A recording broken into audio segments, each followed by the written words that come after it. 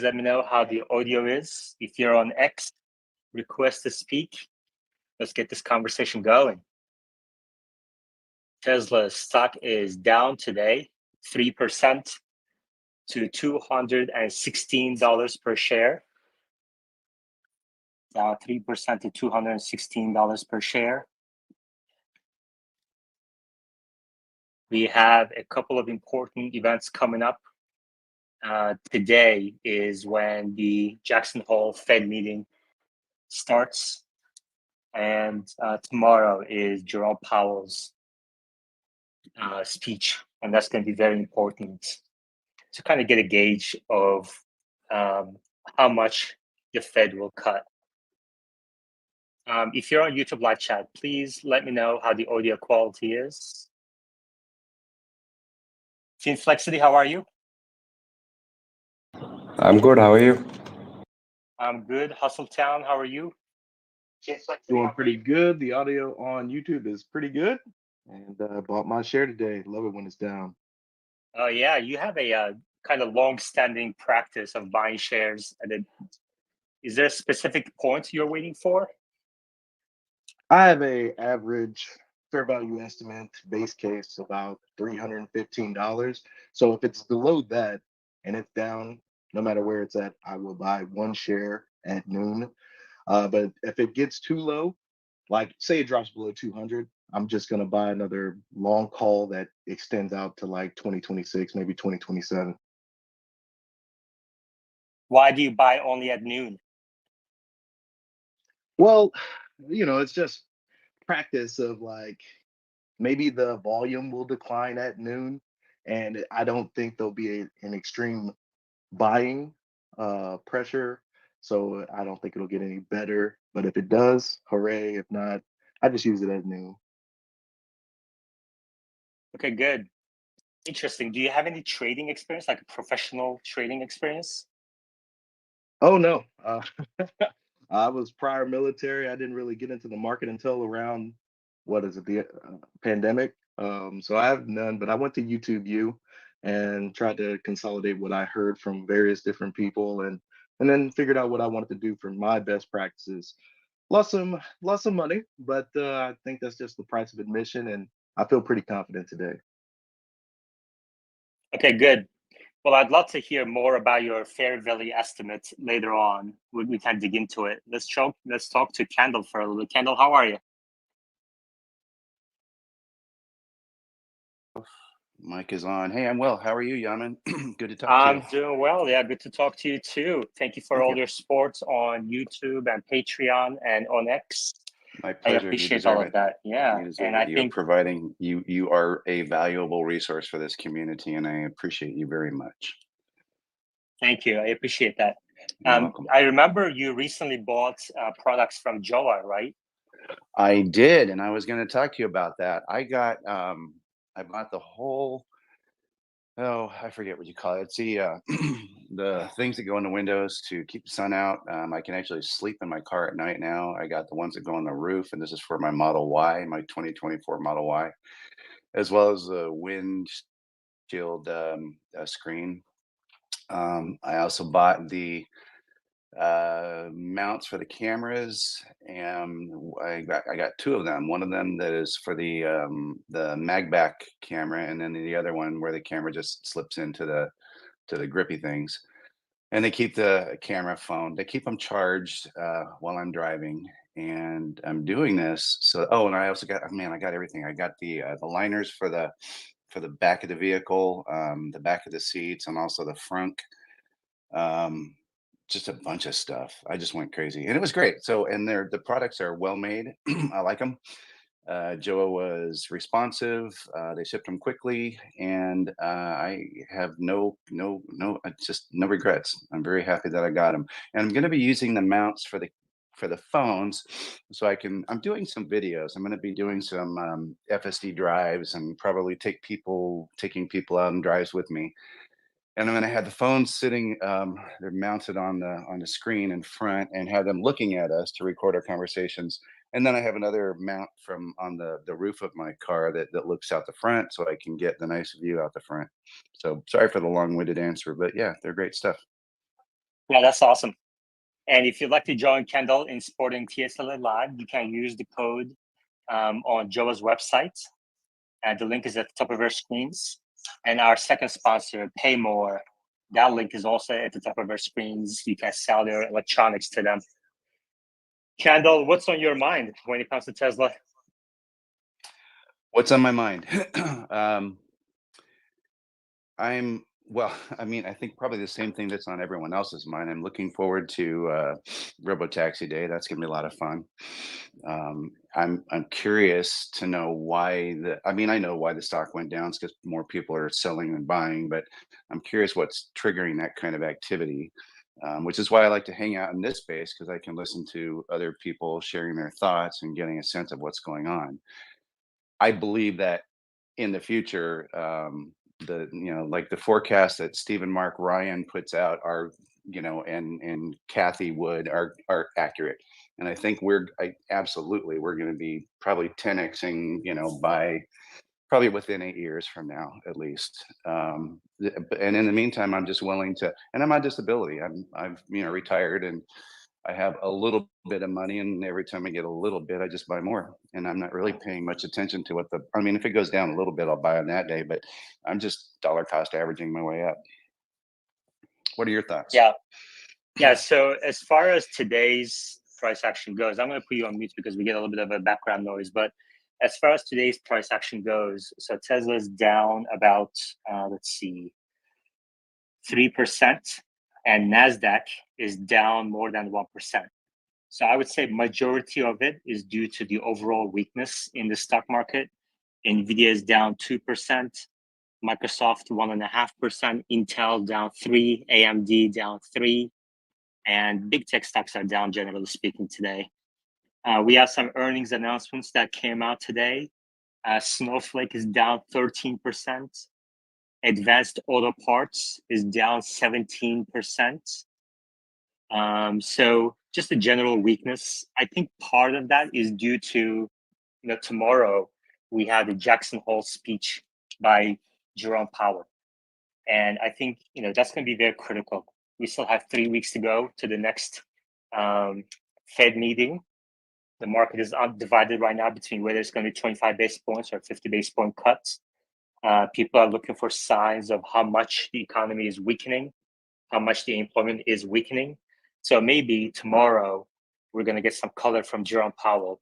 And I think there's a bit of a kind of skittishness to the market overall these days. With each data point, we're seeing these massive changes.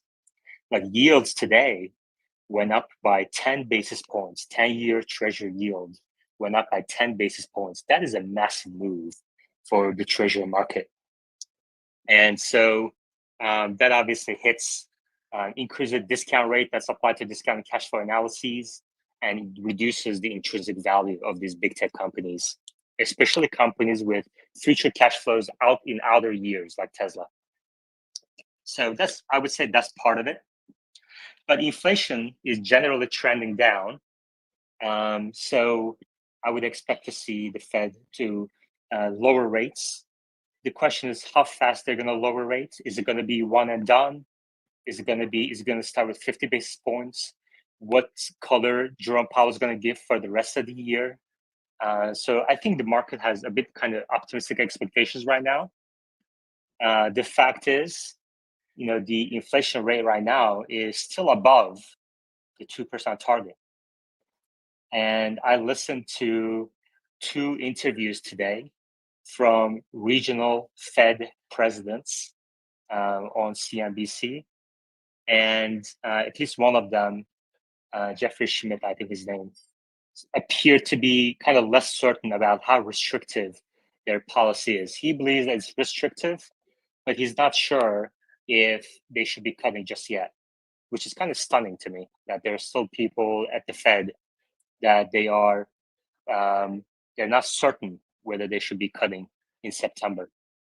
So, I think Jerome Powell's speech tomorrow is going to be very important, and I'm going to be watching it. Finflexity? Yeah, yeah, I think the weakness was also because I think the probability of a 50 BPS cut fell by, I think, 11% today. after yesterday's BLS revisions?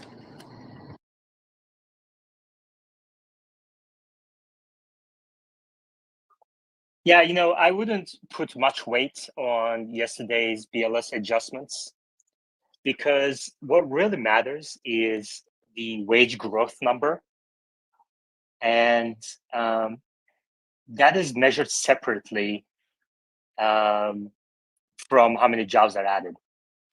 And there's always been an expectation, and they touched on this on the two regional Fed president interviews as well. There's always an expectation of like these things are going to be adjusted.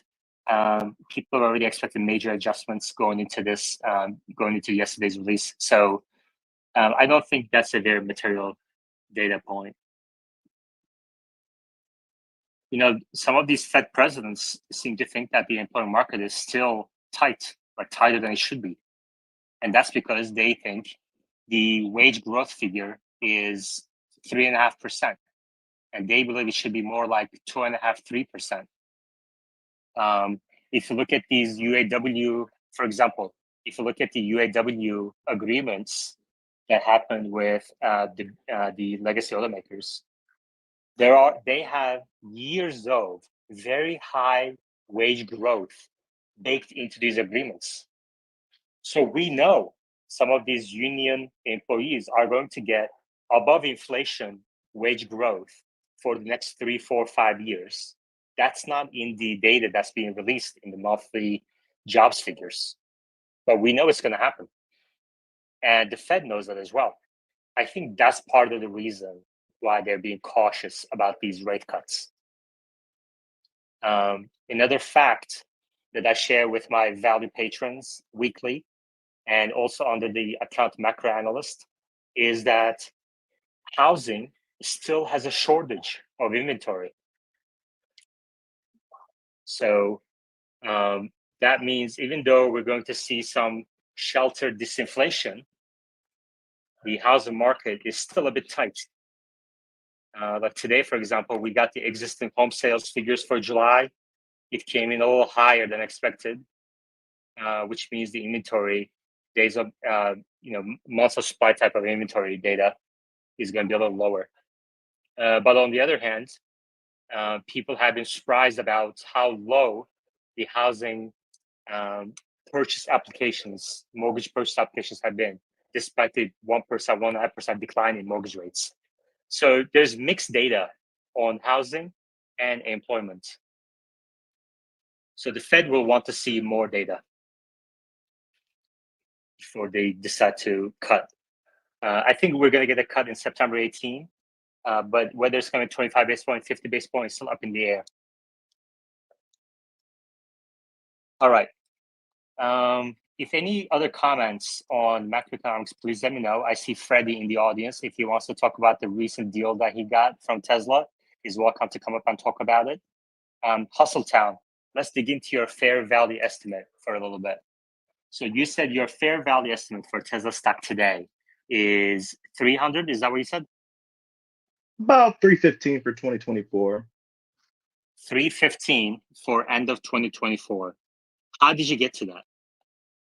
I just use the ARK Invest model and then go in there and play with the figures. I make a bear, base, and bull case. So the 315 is my bear case. That's what it is. And I exclude Optimus, I exclude Robotaxi, and I just use the car business because I think that's what the market is trying to factor in, right? I don't even have any energy in there as well. But when I go into my base case, I start trying to throw figures in there that might get a little, let's just say, outlandish.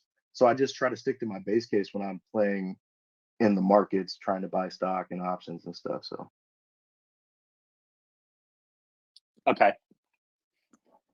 Can I that ask model, you some of it? oh, Can I sure. ask you some of your assumptions? So for 2024 and 2025, how many vehicle deliveries do you have assumed?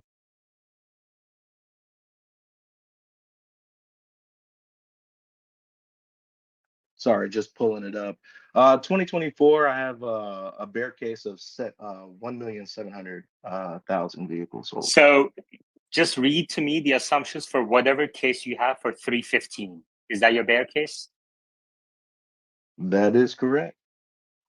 Okay. So 2024 is how many you said? 1 point what? 1.7 million. 1.7 million. And 2025? 2025, I do believe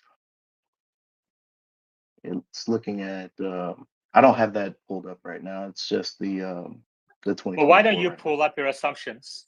Let's go now. through your assumptions one by one. I'm curious how you got to this 315. Okay. And then in the meantime, you pull up your assumption. In the meantime, Freddie can I explain to us this deal that he got.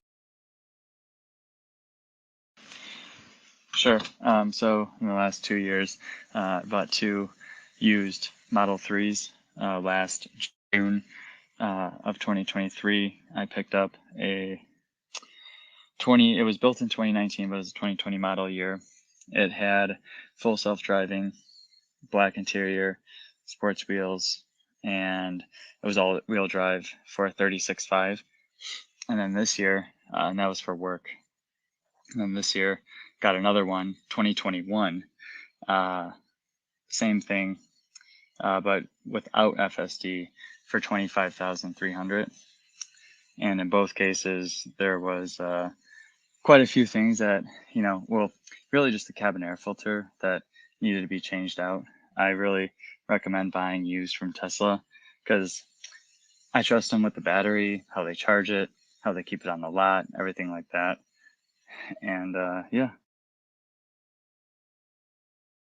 Okay. So I pinned at the top your tweet for the one that you got this year. 2021 Model 3 long range, all-wheel drive for $25,300. Is it true that Tesla adds acceleration boost to all used vehicles? So I find that they have it on there, but I think they have it on there so that way they can probably charge a little bit extra and they see that as a value add. So that's a $2,000 option. So that's like an easy way for them to kind of capture that used Well, value. does it perform as if it has acceleration boost? Oh yeah, I mean, if it says it has it, it has it. So it has the sport mode, so it has it. But I think it's not like quote unquote free. It's just that they include that as part of the Yeah, of value. course. Yeah. Of course, yeah. So let me ask you this. So why didn't you wait a little bit longer and get this for less than 25,000 so that you can get the 4K credit? Sure. So like I said, we bought it through the company for work, so we wouldn't have qualified unless it was we wouldn't have qualified. Okay, gotcha. What are the advantages of getting it for your company? Yeah, so gas prices are pretty crazy. I personally use it, so I only use it to commute back and forth to work. So it's really nice. I have a 3 mile commute every day. I charge, probably twice a month. And then for my coworker who also uses it mostly for commuting, he spends about $40 a month versus $40 to fill up, once a week. So it saves a ton of money, saves a ton of time with maintenance, oil changes, uh, cost for maintenance. It's really just the windshield wiper fluid that we have to get, and it's just huge cost savings. And like I say, time savings for myself and right now just one coworker, but slowly, as it allows, we'll continue to add more. Okay, so I see this car had 60,737 miles on the odometer when you bought it. Does it not concern you that it was just about 50,000 out of warranty? Sure. So actually, my cousin, he's a service manager at one of the shops, and I texted him. He said, "Oh, that's brave that you bought it outside of warranty." But I wasn't too worried. I knew that I had the 1 year 10,000, so anything that might have been starting to get loose, I would have that covered in the first year, first 10,000 miles for it to really shake loose as I use it within the city of Chicago and in the suburbs. So I'll see how it goes. I was really concerned with this one specifically. The cameras were going bad and the autopilot wasn't working. Turns out they had to replace the entire first full self-driving computer. And so I joked and I really wanted them to put in the AI4, but of course that requires all the other cameras. So they replaced the FSD computer, which is kind of huge. I don't know what was going on with that, but that's been the biggest issue so far. Otherwise, the rated range when I fully charge it, it's about 315, which is really good, I would say. Okay, good. Thank you. Thanks for helping me understand how people think about these purchases. Kendall, have you ever bought a used Tesla? No, I haven't bought a used Tesla. The first one I bought was a Model 3, bought it in 2019, and then I traded it in for a new Model Y. I don't think it's a bad idea to buy a used Tesla though. Generally, the ones that I've seen, they've been pretty well taken care of, and I have total confidence, faith and confidence in Tesla to make sure that they sell us products that actually work. So yeah, I would do it. Would you? Yeah, totally. I mean, definitely. Have I you? think some of these deals. I mean, I hope to soon, maybe. That's why I'm kind of keeping an eye on these things. I mean, two reasons. One, because I think they are indicative of new Tesla demand a little bit. The cheaper these used Teslas get, especially at a rapid rate, they might pull away some demand from new Tesla. So it's part of the Tesla Weekly that I published for my patrons on Patreon. I think there's quite a few things I'm expecting on that market. I'm keeping a close eye. Kendall? Yeah, I feel a little weird because when I bought my Model 3 in 2019, it wasn't terribly inexpensive. And then when I bought my Model Y earlier this year, they had reduced the price a little bit, and I was able to transfer my FSD, which was nice. But I know that technically, your average guy would say, "Hey, you're underwater because, or you're upside down on this thing because, you can buy one for less than you paid for it earlier this year." And I get it, but I can maybe I just suck at timing this thing, but I just buy it when I want one, and for some reason I had to buy a new one. I wouldn't mind buying a used one in the future because I really think it's a great value. It's kind of weird though to have paid all this money for this car that I have now and see other cars selling for quite a bit less that are just as good. Yeah. Freddie? Yeah, two quick points. I'm glad you brought that up about the FSD transfer, because FSD transfer does not apply to used cars. I found that out and was a little bit bummed, and it's amazing how much I miss it in this new one. And it's really a cost benefit analysis. I mean, the only reason I got these instead of getting new was because it was such a big cost savings because of the taxes. So not only are you saving on the top line, but once you add in all the taxes and fees, I was really close to going with something new, but it was just such a good deal that I went used. But they're getting so cheap now, it's getting closer and closer that it's hard to recommend used unless you find a killer deal. Freddie, your sound quality is a little low. It sounds like you're under a waterfall. There's a lot of background noise, like a white noise. What is that? It could be the rain. I'm Oh, standing outside by the. so much better. It's do not get the Bose Quiet Comfort earbuds for talking on the phone. Just use them for listening to music on the plane. Yeah. I mean, that was my experience as well. I just tested the Bose Quiet Comfort Ultra, and their mic was really bad. But listening quality was really good. Music quality was really good. Now I'm testing these AirPod Maxes. Next, I'm going to, hopefully Apple's going to come out with a improved AirPods, and I think that will do the trick. Cost effective, good mic, good sound quality. Anyway, okay, interesting. Very interesting. Yeah, Kendall, the one thing I'm waiting for right now is I think as Tesla gets closer to the new Model Y production later this year, early next year, I think we're going to see used Model Y resale values, listing prices decline towards $25,000 too. And once it gets to below that $25,000, and maybe before Trump gets in office and cancels the EV tax credits, we should be able to get a used Model Y for $20,000 after tax credits at point of sale. What do you think? That'll be wild. That's a hell of a car for $25,000. I mean, I just absolutely love my Model Y. I didn't think I was going to like it as much as I do, but man, I just dig it. And yeah, you're probably right. So you believe that Trump is going to cut the EV tax credit?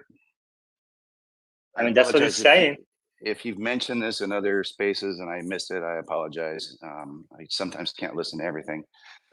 So he's That's what saying he's he's going saying. to. Okay, what? Okay, but after that chat with Elon, what would his what are his reasons for cutting the tax credit? Does he think it's just the government wasting money? Yeah, I mean, he said it after the chat as well. So I think he's going to do it if he comes to power. Although Kamala seems to be. Can you put yourself on mute when you're not talking because we get Yes, background of noise? course. I apologize. Thank you.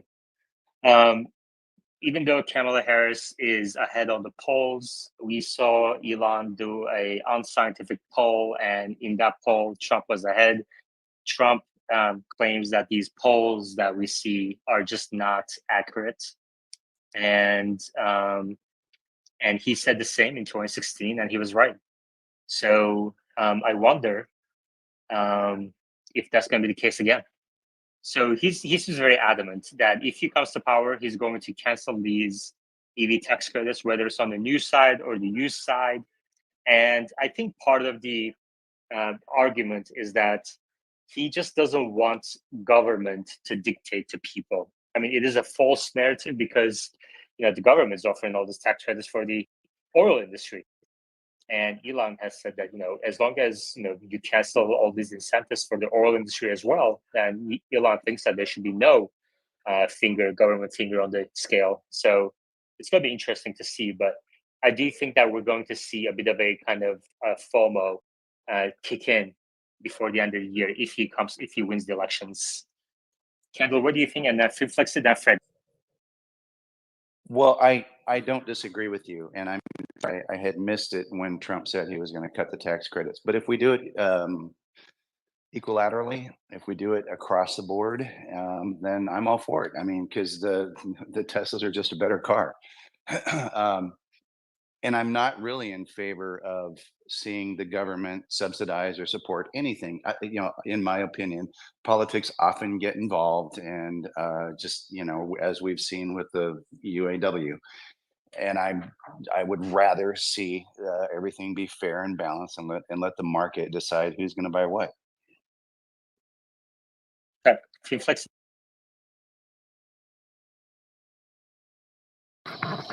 Yeah, I just want to say that I actually agree with the fact that, he's saying that the polls are wrong. Because, like, personally, I have a lot of relatives in the United States, and a lot of them were going to vote for Biden this year. But despite the fact that Kamala is herself an American Indian, they're really against her because they say that she doesn't have governance experience. Okay. Freddie? Yeah, I was just gonna say that I think a lot of people might have confused the EV tax credit as something to promote EVs. I think, in my opinion, it was really a last-ditch effort to save the OEMs who are trying to sell EVs. Tesla doesn't need these subsidies, so it's not for the EV industry, quote unquote. It was in disguise to actually save the OEMs trying to make electric vehicles profitably. Well, I mean, that may be true, but Tesla does benefit from the presence of these EV tax credits, whether on the new side or the used side. It does increase ASPs and margins. So them going away would hurt ASPs and margins. What do you think? That's probably true. I would have to suspect it's true, with affordability being the main reason and driver of demand. Simple, basic economics. I think that's true. It's no doubt that they benefit, but I don't think they're as critical to their survival as it is for others. Yeah, that's definitely true. I think Tesla would fare better than other automakers, but it would hurt sales. It would hurt ASPs and margins, but some of that may be priced into the stock already. So there's also that. So I don't know how the stock would react. That's open to debate. Edward, what do you think? Yeah, I mean, I agree and disagree a little bit. I mean, I think that Tesla's definitely positioned better than all the other companies because they're already profitable, so they can cut and go to zero if they wanted for margins and still survive any massive headwinds. I don't think they'll ever have to do that personally, but I mean, they could if they needed to. Yeah, and they also have Tesla. I mean, one of the biggest milestones that I don't think is getting enough attention, and I think that's probably for a good reason, is the Model Y refresh. I think the Model Y refresh will be massive for sales. I think a lot of people are waiting for that, and it's coming at the same time as rates are going to decline. So the two are going to be huge, and also the Model Y refresh will have a massive impact on sales of ICE, I think, because we're going to see the used Model Y prices decline below $25,000. At least in the near term, they're going to qualify for the $4,000 EV tax credit. So to get the world's best-selling vehicle for less than the price of a Corolla is going to be amazing on the used market. Like a used 2 to 3 year old used Corolla today goes for $23,000, $24,000, $25,000. I mean, would you rather drive a Model Y or a Corolla? I mean, so in every front, Model Y beats the Corolla, you know, and to do it at a cheaper price, and then on top of that, you have gas savings, maintenance savings. I mean, you would be crazy to go with a Corolla or a Camry or a RAV4. So I think this is a really major milestone that people are missing. On the other hand, however, let's go to Freddie. Freddie? Yeah, I wonder what I mean, the new Model 3 refresh is amazing, no doubt. For me and for maybe a lot of us in this room who follow Tesla more closely, I think there might be some of us, myself included, holding out for the refresh Model Y. But for so many others, I don't think they could even comprehend the maybe uh, smaller differences between the two cars.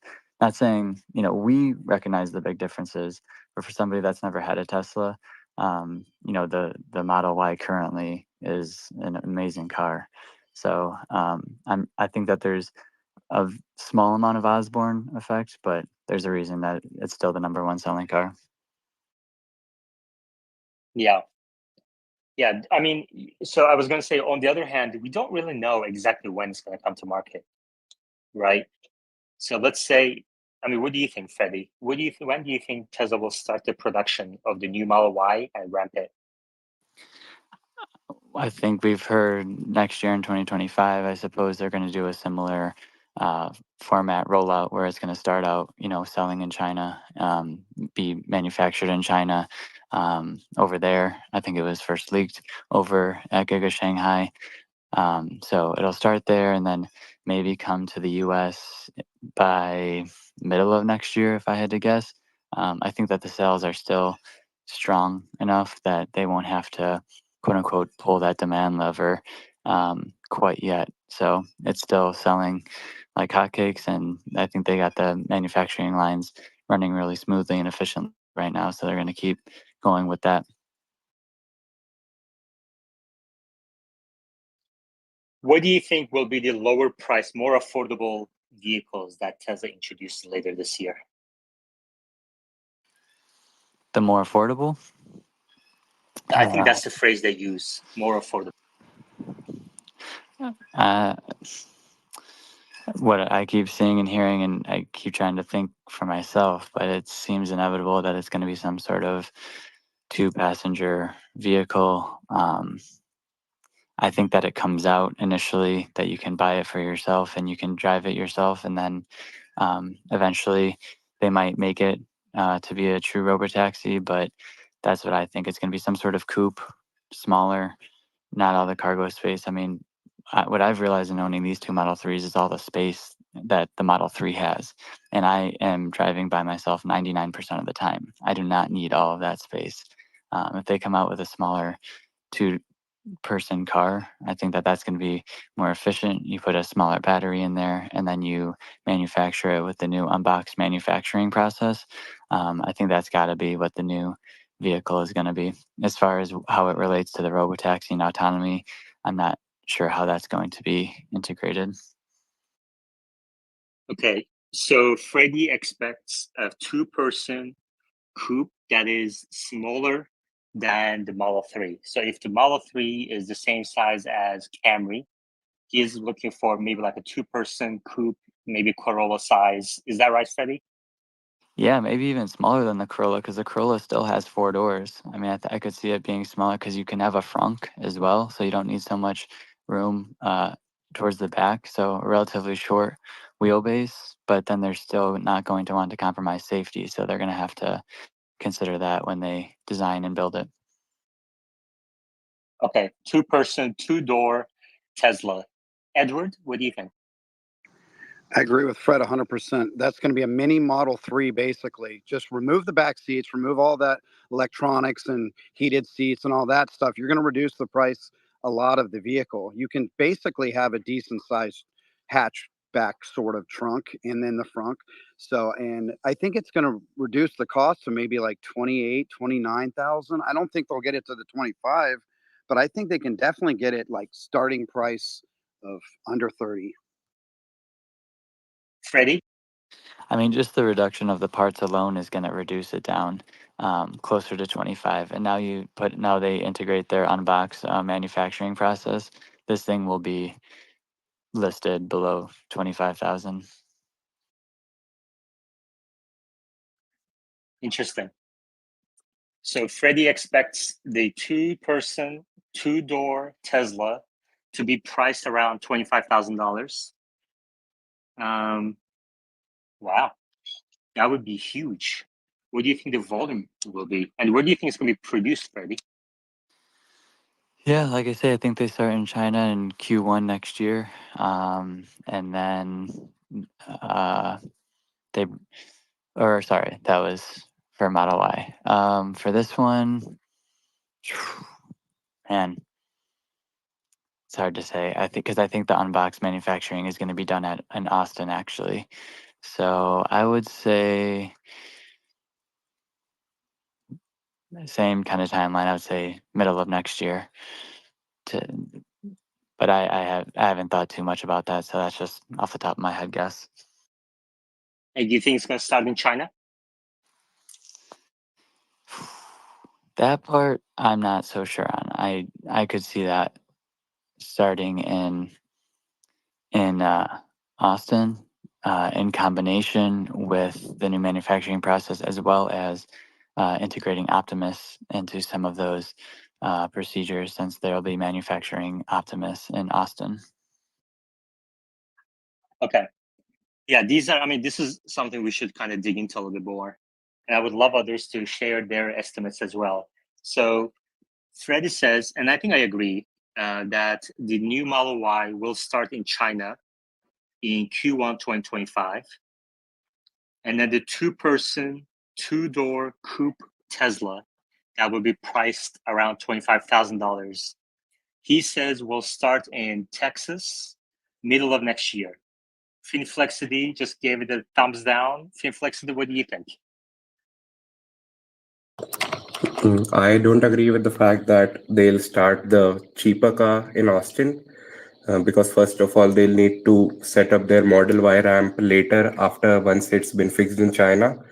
Uh, and I think it's more important to them right now to focus on the robotaxi production in the states and rather try this new manufacturing line in China. And you don't have a surety on Mexico right now either, so you aren't sure whether you are going to need multiple lines in Austin itself or where you're going to scale your future output. So I think it makes more sense to go with Shanghai. But it would be very difficult if Shanghai factory started producing new Model Y in early 2025, and then just 6 months later started producing this vehicle. I mean, you really need 1 year to ramp up production, right?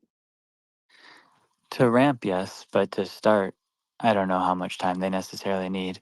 My understanding is they have a decent amount of capacity still in the footprint down in Austin. So I just don't know the interior space very well. You know, it's one thing to put up some walls and foundations. I know I was there a couple of years for the annual shareholder meeting, and it's just incredible the amount of space that is down there, and it's pretty much still just pumping out Cybertrucks and Model Ys down in Austin. So I would think that they would have room to start, if they're going to add any new production, include the production of the this new coupe potentially. Okay. I would love for others to come up to the speaker board and share their estimates as well. Alejandro, I couldn't accept your request to speak because there was a technical glitch, I think, but I sent you an invite to speak. That seems to work better. So if you receive the invite to speak, please come up to the speaker board and share your estimates. Let's go to Hustle. Actually, Edward has his hand up. Edward, go ahead. Yeah, you guys just had me thinking about the small coupe, and to me, it only makes sense in China, and the main reason is because that's going to be massive demand in China. It's not like we're the small car monster. What do you call it? Like economy here in the U.S., China, and especially Europe. If they're going to be shipping them to Europe, Europe's got the small roads. They're going to be much more popular in Europe and China. So it makes sense. It doesn't matter the manufacturing. They can produce it anywhere they want. It's a matter of the logistics of making it cheap. So it doesn't have to do with it. Alejandro? Yes, I wonder about this robotaxi, and I agree that a two-seater option.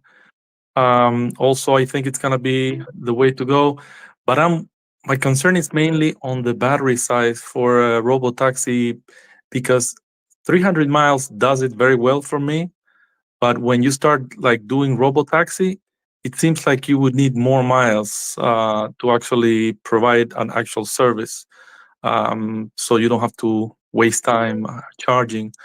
And the other thing is that what would be the solution for charging? How these cars are going to be charging? That's a curiosity for me. For now, that's it. Okay, thank you. Hustle Town, what do you think? When it comes to the refresh Model Y, I believe that'll start sometime in Q2 of 2025. And where that starts, I'm not necessarily sure. China makes sense. And when it comes to the cheaper model Tesla, I think that'll be done in Austin. I think they're going to use that robo-taxi line and merge it, and they're going to create that smaller coupe. So I think that will occur third quarter of 2025. Yeah, actually, the Project Juniper, I guess, the new Model Y, I think it makes more sense to me, Freddie, if that starts in Giga Texas with the existing production lines at Giga Texas, and the cheaper model Tesla, the $25,000 Tesla that is smaller. To me, that makes more sense if that starts in Shanghai because of the market over there. The market over there is extremely competitive, and there are already plenty of automakers that are producing cheaper model EVs. And Tesla, I think, will have to come up with something over there. Like right now, the incentives Tesla's offering to push Model 3 over there is kind of crazy. I mean, multiple years, 0% financing. And so I think I kind of see it that way a little bit more. What do you think, Freddie?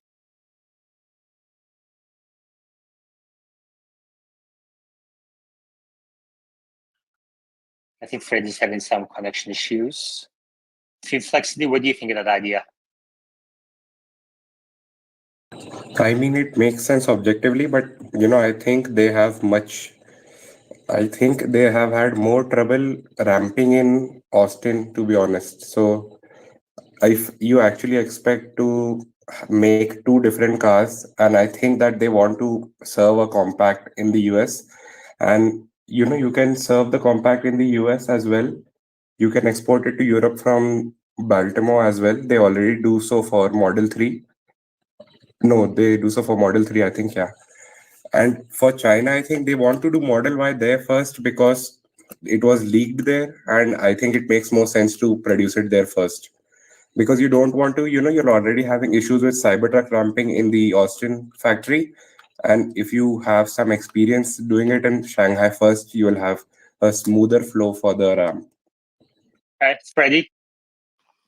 Sorry about that. My screen limit timer kicked on, so I ignored it for the day. I think that Model Y Juniper will start in China because to that point that they started with the Model 3, they share so many parts that I think they've learned a lot from over there.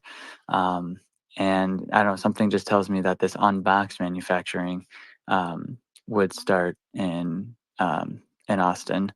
But that's really why I think they started with Highland in China. It just makes too much sense to start with Juniper in China. And then, not to mention, like you say, with the competitiveness for China with the more compact size, but I think the Model Y in Europe, I think there's a lot of competition with the crossover SUV space. And I think that Juniper would be good for the European markets, which are currently being accepted from Shanghai.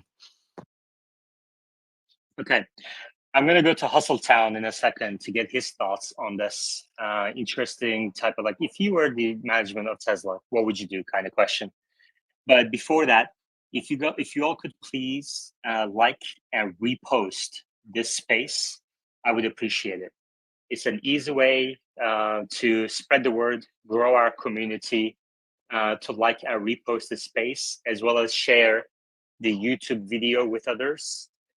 Subscribe if you're watching this on YouTube channel, please, and leave a comment about your thoughts about the questions that we're discussing in here. So specifically right now, we're talking about where the new Model Y Juniper will be produced first, whether at Giga Shanghai or Giga Texas. Hustle Town, what do you think? What would I do if I were the management of Tesla? Yeah, where would you start the production of Juniper, the new Model Y? China makes so much more sense. Basically because of the Highland and its start there. That's where I would start it. I would start it in Shanghai. Edward? What about Berlin? Isn't there a possibility that they can change over the lines to just do it in Berlin? Man, Berlin factory has a lot of problems. There's a bit of a kind of perception issue going on in Europe. Tesla's sales, especially in Germany, has been declining for several quarters. This morning, actually, I learned the news that for the first time, BMW sold more EVs in Germany in July than Tesla, which is amazing because the quality of the EVs that they sell is ridiculously low compared to Tesla. So I can only interpret that as just the perception issue over there is just intense right now. I don't know what's going to change it, but I don't really see Tesla starting the new Model Y in Berlin. If anything, I think the Giga Berlin factory might produce the cheaper model, the two-person, two-door coupe that Freddie was talking about. That might be a better fit for Europe than the US. I think the Model Y is a really good fit for the US. I think it's going to be a very popular product. So, I kind of stand by the Model Y will start in US and the cheaper model Tesla will start in China idea. Don't know, but we'll see. We'll see. Kendall, Hustle Town? I was thinking maybe some coffee bets are in order, no? Yeah, maybe we can do a coffee bet. Yeah. Although I don't really want to put any sort of like Juniper talk out on X because of obvious reasons, honestly. But yeah, we can do one. I can type it up later on. Kendall, what's your daily driver right now?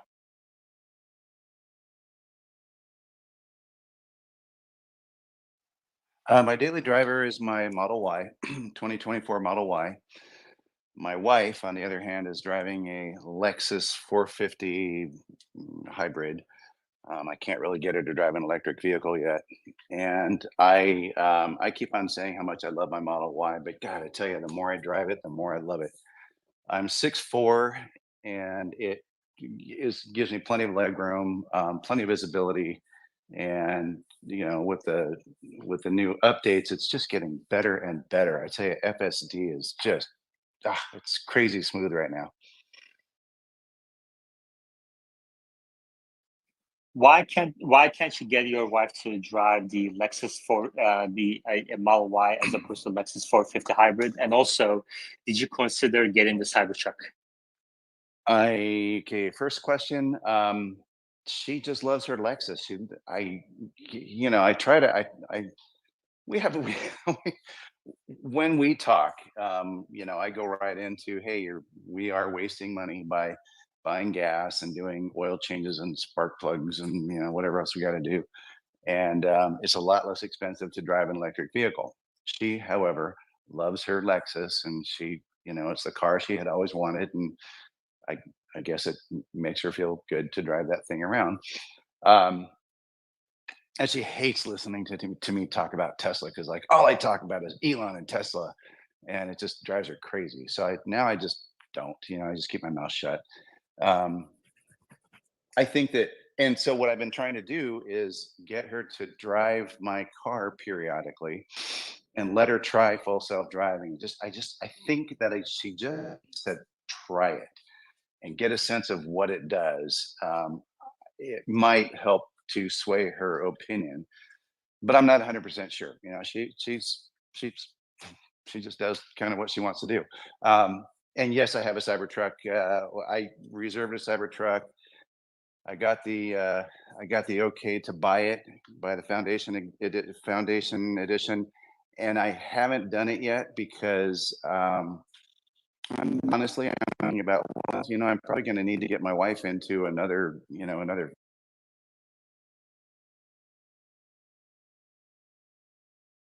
it yet because I'm thinking about, I'm probably going to need to get my wife into another vehicle. If I can pull this off, I'm going to buy the Cybertruck, let her drive the Model Y. He got the truck, and he's going to let me do some videos driving the truck around and that sort of thing. So looking forward to doing that. Okay, thank you. Finflexity? Yeah, one thing I just remembered was that last year in December, there was an article that Giga Shanghai was ready for building phase 3 of their plant, which was for the low cost vehicle. So I think, it's possible that we see both Model Y and low cost being built in Shanghai first. So Finflexity thinks both the new Model Y and the low-cost Tesla could be built in China first. Finflexity, I think that's a tall order for one factory to take on at the same time. I think that would be very difficult, if not impossible.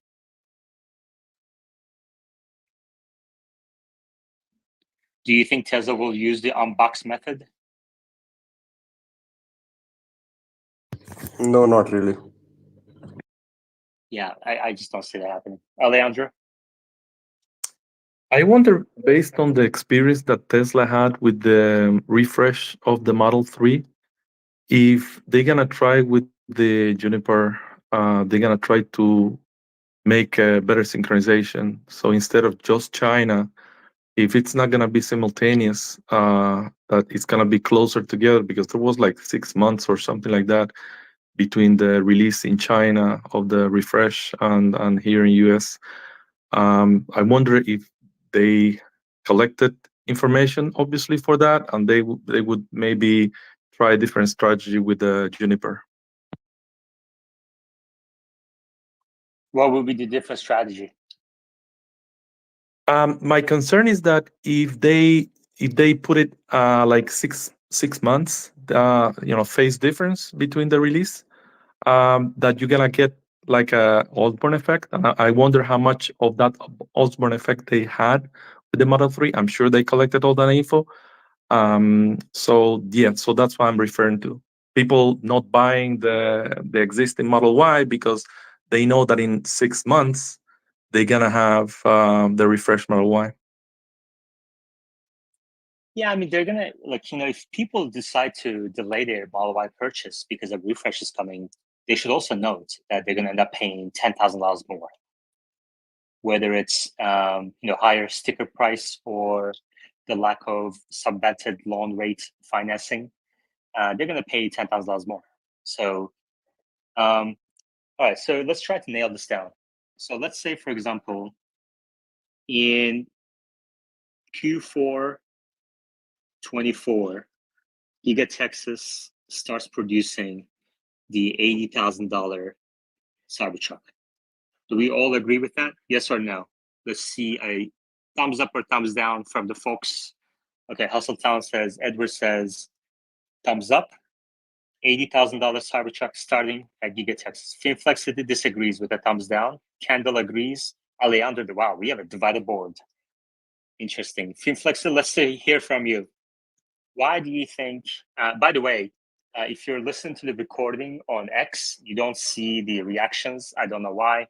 But if you're listening to the recording on YouTube, you do see the reactions on the board. Okay. Finflexity, why do you think Tesla will not, when do you think Tesla will start the 80,000 Giga Texas Cybertruck? I think there's two parts to it. First of all, the fact that there is still a lot of demand for the 100,000 Cybertruck, and that's just one part.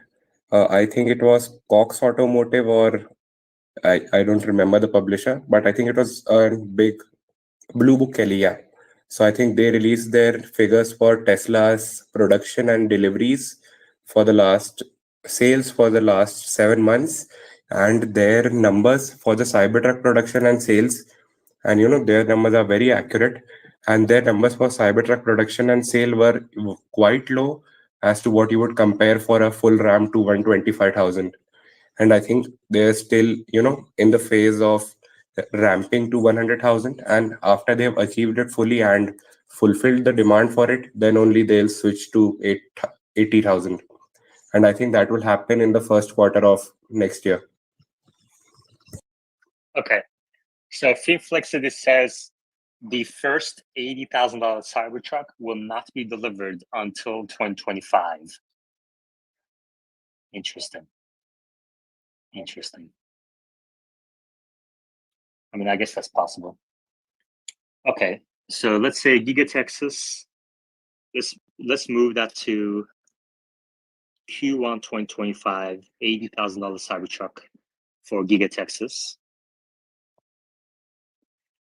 And then the new Model Y, Finflexity says, will be produced at Giga Texas, Giga Shanghai first. Right, Finflexity? Yeah. Okay. And then the new let's call it $25,000 model, he says at Giga Shanghai again. And Finflexity, would you be able to put just tentatively which quarter do you think the new Model Y and the $25,000 vehicle will be produced at Giga Shanghai? 25,000, I would say, for second quarter, and Model Y maybe by December. So tentatively first quarter of next year. Interesting. And then when do you think the new Model Y will come to the US, Finflexity? First half of next year. Yeah. By summer of next year. Yeah, first half of next year. So probably I think they'll try to follow the Model 3 timeline only. So I think they'll begin production for the new car in late December. And I think there's a point that you would want to at least space it out one quarter to make sure that you're optimized for the second factory line. But you don't want to space it out for 2 quarters, as that is half a year is a long period for the Osborne effect. Interesting. Alejandro? Yes, when you mentioned the $10,000 more expensive Juniper, where do you get that from? When they did the refresh of the Model 3, did you see a huge delta between the price of the Juniper versus the price of the older vehicles, Model 3, that they were just wanted to get rid of? Where do you come up with that number? Is that a guess or? Just a guess. I mean, Highland prices were slightly higher, and I think Tesla had to, resort to some heavy discounting on the new inventory page to clear out the old Model 3. Exactly. That's what I remember too. And that's why I'm thinking that hopefully, and obviously we'll see, hopefully they don't let that much time between release in China and release in US. Hopefully shorter. So the Osborne effect is going to be less. We'll see. Right. But between the discount on the new inventory page and the slightly higher price for Highland on the design page, I think the difference was about $10,000, don't you think? You might be right. I did not actually follow those numbers that closely. You might be right. Still, Yeah. 6 months, it's a lot of inventory to clear. But yeah, I just hope it's not the case. I hope that it's this time they make it less. But I guess we'll know shortly, not very soon. Yeah. Alejandro, where do you think Tesla will produce the new Model Y first? I mean, I guess we also have the Fremont factory, right? So maybe Fremont will start the new Model Y. No, in my opinion, it's gonna be China too. But if I have to choose between what's gonna be the next site, I would not think it's Fremont. I think it's gonna be in Texas, just because the Fremont, I think, is just a Frankenstein, and the one in Texas has been, in a blank, clear slate. I think they are much better prepared to deal with a new line there instead of Fremont. I think Fremont cars are going vertically, and I think that's gonna be an amazing job what they have done. But I think that's probably getting to the limits. I really enjoyed this discussion. Thank you very much. This has been, the people on the board are very knowledgeable. They clearly think very deeply about these topics. There are a lot of moving parts, which makes this conversation very interesting to me.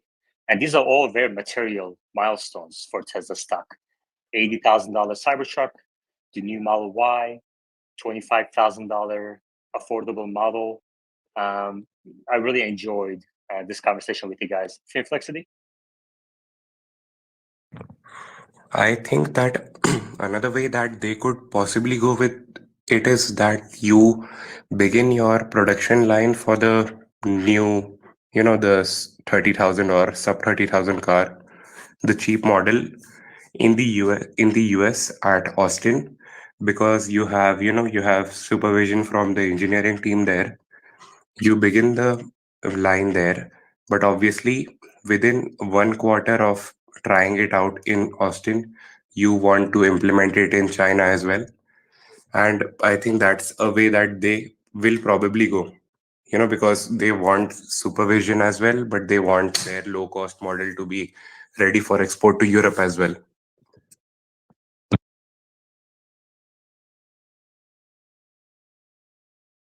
Okay, interesting.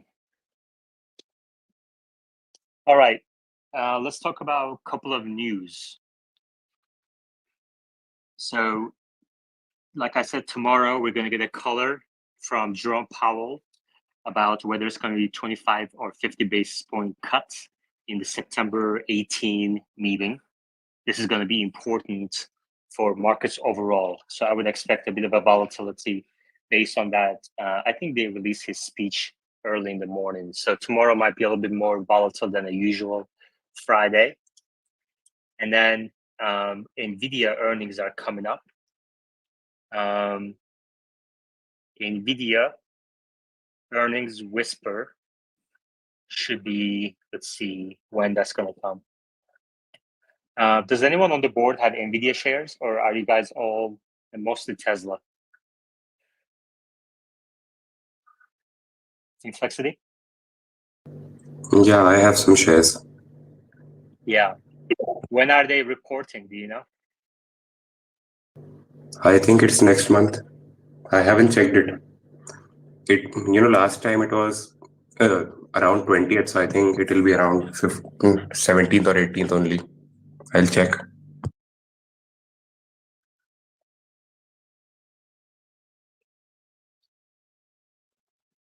Let's see.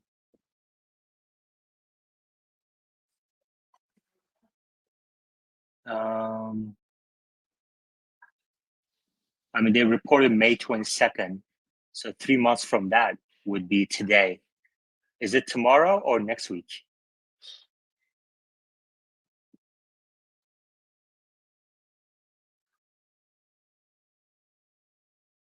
NVIDIA earnings expected to grow next week. Okay.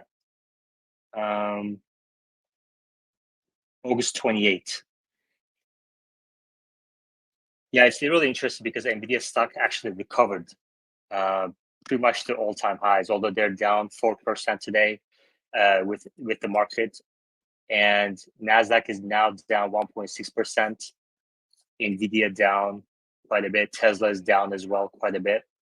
But this is mostly driven by the markets. Tesla stock is down 4.5% right now. Yeah. Yeah, Chris, thank you very much on YouTube Live Chat for letting me know. Inflexity? Yeah, I just checked. That's going to be a deadly combo, on Monday. Uh, I think it's Salesforce with Nvidia, and then the next day there is Dell. So, all AI players in 2 days. Yeah. Yeah, next week we have a lot of earnings coming out, very important. And tomorrow's speech from Jerome Powell is going to be important as well for the markets. Omar, welcome. So in the first hour, we were talking about the release of production plans for the $80,000 Cybertruck, the new Model Y Juniper, and the $25,000 two-door, two-person coupe from Tesla. And people had different guesses about where the production and when the production is going to start for these three vehicles. What do you think? Well, I think the two-door robotaxi vehicle will be in Austin. The what were the other two vehicles? So the two-door robotaxiable vehicle will be in Austin. You said Finflexity had the guess that it's going to start in Shanghai. And then the other two vehicles are the $80,000 Cybertruck and the new Model Y. You know, the new Model Y I think will be in Shanghai first. The robotaxi they've said is going to be using the unboxed process, which is being developed in Austin. The Cybertruck, of course, is going to be made in Austin. As to when that's going to be, I'm not sure. I'm not sure, Cybertruck prices are really going to come down that much. If they're able to sell them at 100,000, then, why lower the price? As much as people say, well, you promised. I mean, they can bring it down eventually, but he said on the earnings call, we're having a really hard time bringing the cost down on this thing. It's just inherently expensive to have a big truck with the biggest battery Tesla's ever shipped using their own cells, which they're burning a ton of capex to ramp up, right? So, if you can sell it and still sell out all your production, maybe keep it a little higher. And I think, even introducing the $80,000 version to get more orders, they'll probably set it up so that as you configure it, it ends up coming to 90,000 plus at least, if not more. So I think, they've said they're going to be profitable on Cybertruck by the end of the year. That probably means not seeing ASPs decline too much. But I think we could see maybe by Q4 or Q1 them start taking orders for a base long range Cybertruck that starts at 80,000 with option. And that would probably come with the base wheels, so probably be like $2,000 to upgrade to the better wheels, maybe $2,000 for white interior, maybe the tonneau isn't standard or something like that. I don't know. Okay. So Omar thinks the $80,000 Cybertruck won't start until maybe very end of this year or early next year. And the new Model Y will start at Giga Shanghai next year, right, Omar? Yeah, could be as early as Q4, but probably more of a Q1 thing. And when do you think it's going to come to the US? Probably a quarter or two after that. Okay. So by Q2 2025 comes to the US. Do you think it's going to be Giga Texas or Fremont? I'd probably start in Giga Texas. You got more space there. It's a newer line, but most of the Model Y volume's coming from Fremont. One possibility is to sell the old Model Y and the new Model Y at the same time and keep Fremont producing the old Model Y and do Austin first. You want to avoid taking down all the factories at the same time because then that kills the quarter, right? So we kind of have to figure out how to transition these 4 factories without shutting down production for a quarter or two, because that could be Yeah, disastrous if the ramp up is challenging. yeah. And I would really appreciate it if the folks watching this either live or the recording on YouTube to leave your estimates for when these 3 vehicles and where the production will start in the comments below the video.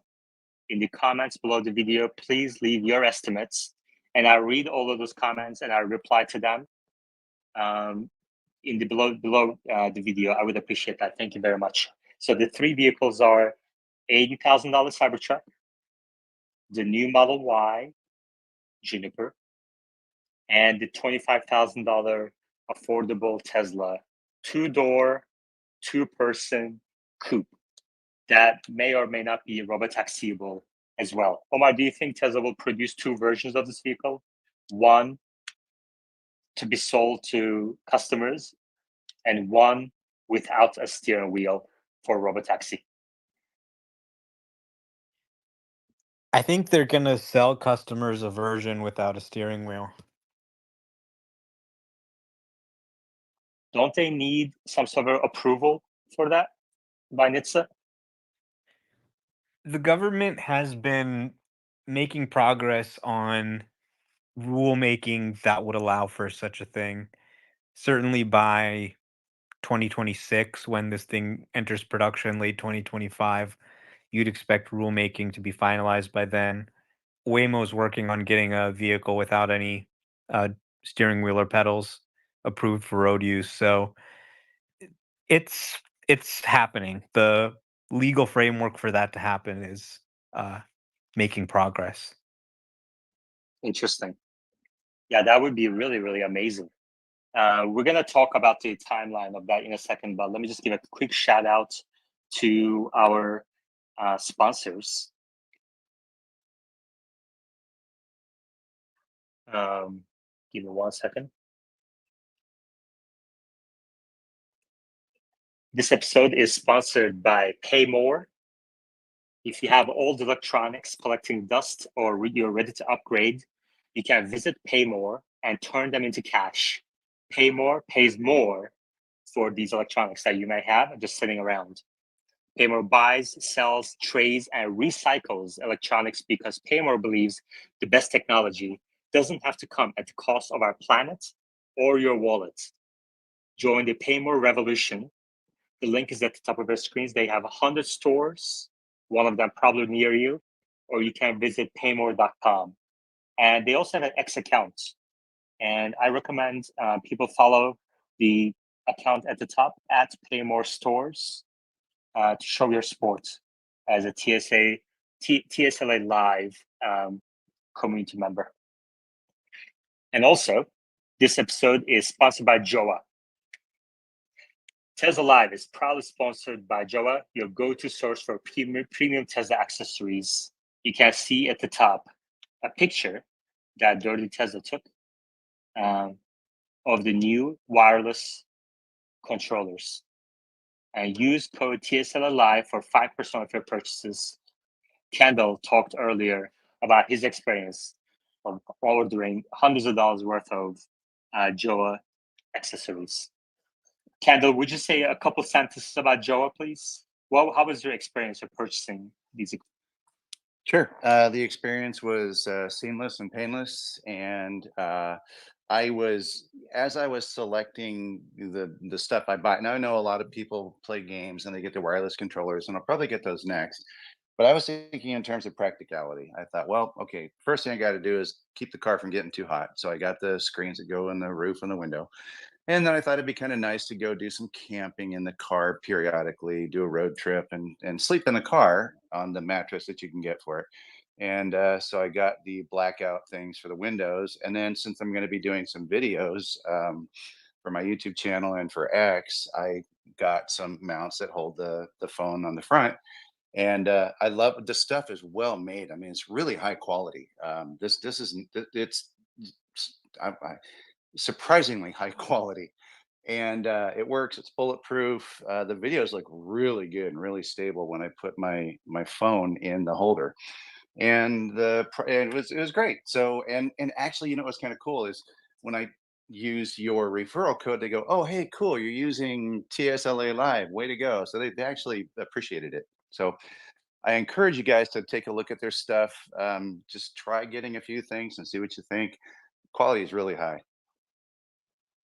Good. And I spoke with them as well, and they renewed their sponsorship for one more month because of the success they saw with the TSLA Live code. So thank you very much, Kendall, for contributing towards that.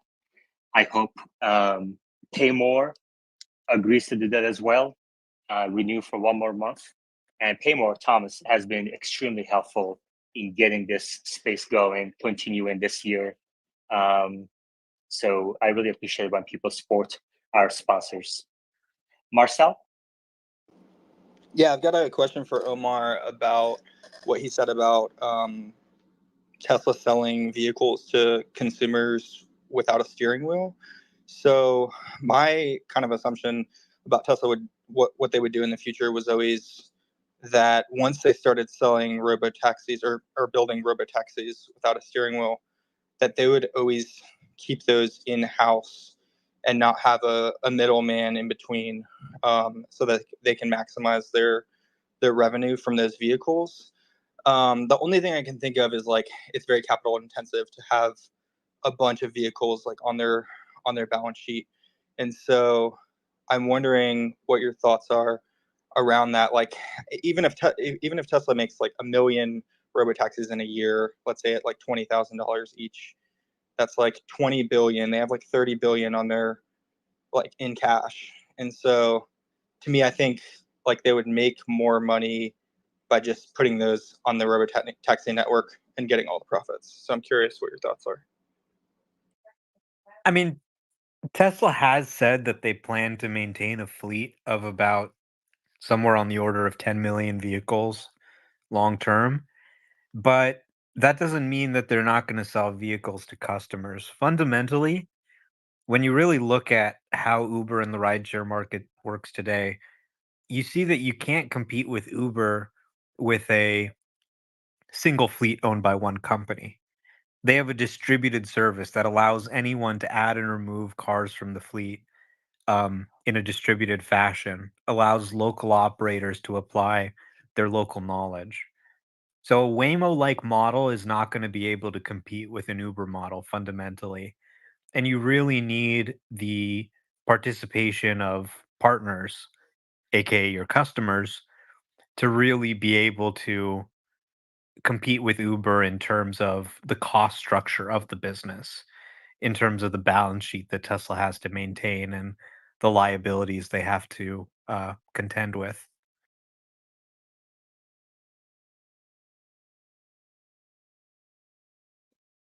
Okay, good. We have a bunch of items we need to discuss about the auto industry. We have about 40 minutes left in this space. So let's get right to that. But before that, just quick announcement. For the YouTube channel, I'm going to create another membership tier, and I plan to, for that tier when I'm ready, I will build a DCF video after video with the members. So that's going to be exclusive to YouTube members. That tier is going to start likely this weekend, okay, or next week. So I will make an announcement when that happens. And yeah, I need to create some exclusive content for membership to drive membership. And I think this is a good way to do it with a smaller group of folks. All right. In automotive, say, okay, let's see. Tokens Magazine, go ahead. Thank you so much. I appreciate all you're doing. And I had 2 points. First, the disability community and people with limited ability. So they already, in many states, or I guess across the U.S., allow vehicles to without steering wheels and pedals. So I don't think that's going to be too difficult to overcome, because it's already kind of um, allowed because of the Disability Act. So we're ahead. I don't know if they can use that as a nemesis to approve these vehicles without the steering and the pedals, but that's already a thing. And Okay, then, thank you. Did you and have then, something else? yes, and then the second thing I wanted to know is if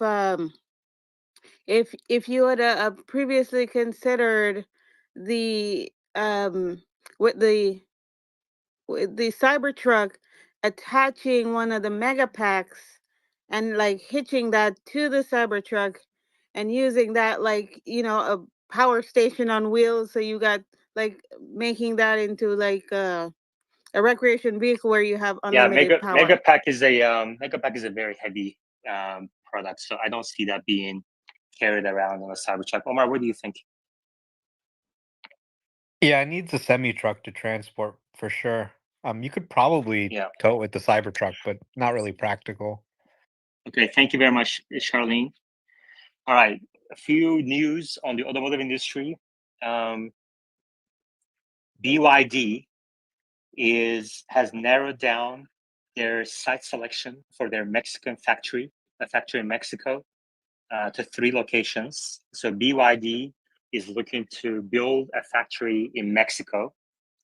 The production capacity for this factory is going to start with 150,000, and they plan to ramp it to 400 to 500,000 per year range. So it's going to be a material size factory in Mexico. And I suspect that they might produce an EV truck at this factory. Okay. Omar, any thoughts on that? Yeah, I think it's going to be really their entry point into the North American market, and we could see these cars even coming into the United States under NAFTA. They can be brought in without a import tariff at all. So it's interesting to see what they do there. Trump has been saying, "Hey, come build a factory in the U.S., not in Mexico. We're going to block any EVs from Mexico," but the free trade agreement we have with Mexico makes that kind of difficult to do. Yeah. And the Chinese automakers are expanding quite a bit across the world in so many markets, especially in Latin America. So Yeah. yeah, it's definitely a threat to the automotive industry in the US. Oh, yeah, for sure. Okay.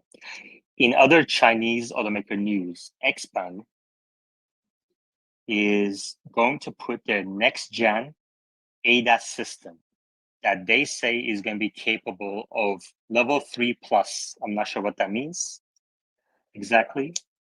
And this vehicle, P7 Plus, is going to be in the $20,000 range.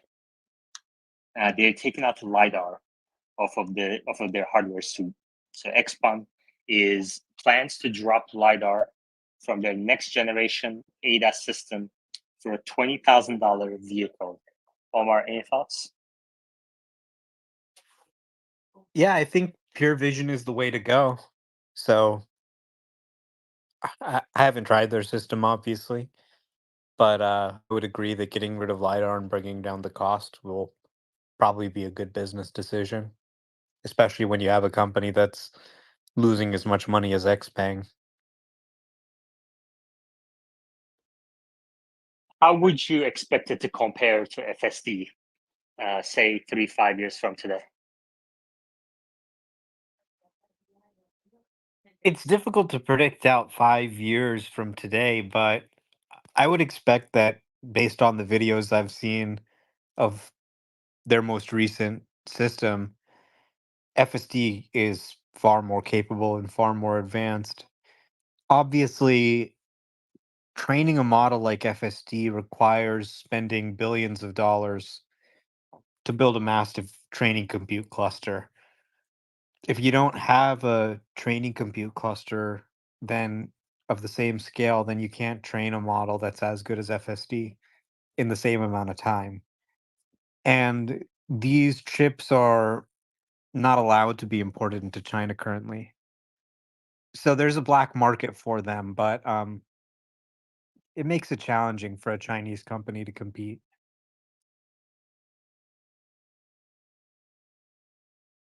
Okay.